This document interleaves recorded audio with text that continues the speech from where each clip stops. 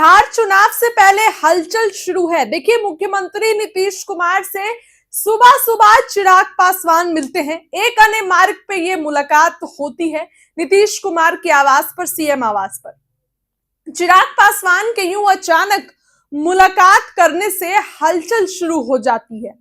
चिराग पासवान पटना आते हैं और सबसे पहले मुख्यमंत्री से मुलाकात करते हैं, तो सबके मन में संशय होता है कि आखिर चुनाव से पहले चिराग पासवान ने क्यों मुलाकात की। अब देखिए, चुनाव से पहले कोई भी मुलाकात आम नहीं होती है, खास करके जो है वो जिस तरीके से चिराग पासवान बीजेपी का प्रमुख घटक दल है और चिराग पासवान को लेकर चर्चा है कि चिराग पासवान 60 सीटों की डिमांड कर रहे हैं।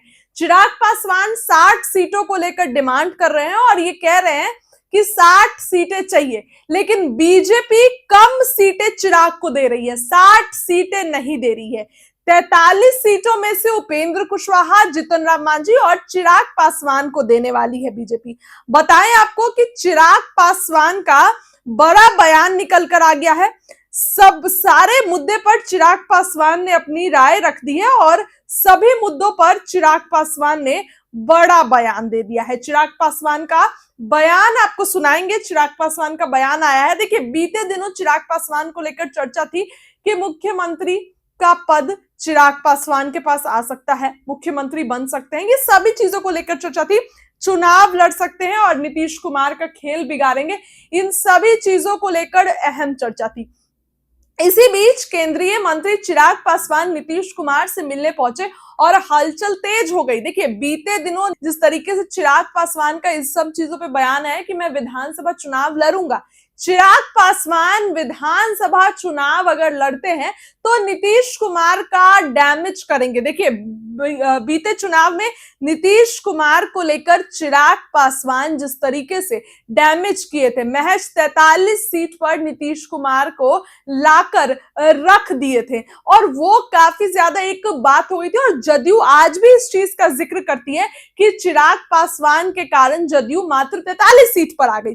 अब देखिए, इस बार अगर चिराग पासवान फिर से अकेले चुनाव लड़ते हैं, चर्चाएं तो हैं कि तेजस्वी यादव के साथ जा सकते हैं, सभी चीजों को लेकर चर्चा। और इसी बीच चिराग पासवान का बड़ा जो है वो बयान आ गया है। चिराग पासवान ने सभी मुद्दों पर जो है साफ सीधी बात कह दी है। अब उनका पटना में कार्यक्रम था, इस दौरान उन्होंने मंच से भी कहा कि मेरा vision Bihar first, Bihari first मुझे बुला रहा है और इस विजन के तरफ मैं खींचा चला रहा हूं। जिस तरीके से केंद्र की राजनीति है, मेरा मन नहीं लगता है, मेरा मन बिहार में लगता है, मैं बिहार की राजनीति करना चाहता हूं। और जब से ये बयान आया तब से चर्चाओं का बाजार अपने आप गर्म है कि चिराग पासवान इस बार चुनाव लड़ेंगे।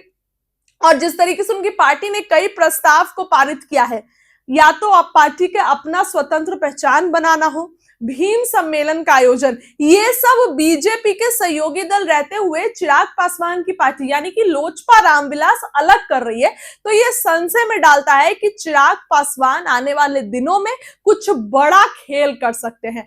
हालांकि आज की मुलाकात के बाद सभी चीजें जो है वो आप कह सकते हैं कि एक तरीके से और हलचल तेज हो गई कि नीतीश कुमार से चिराग पासवान की क्या बात हुई।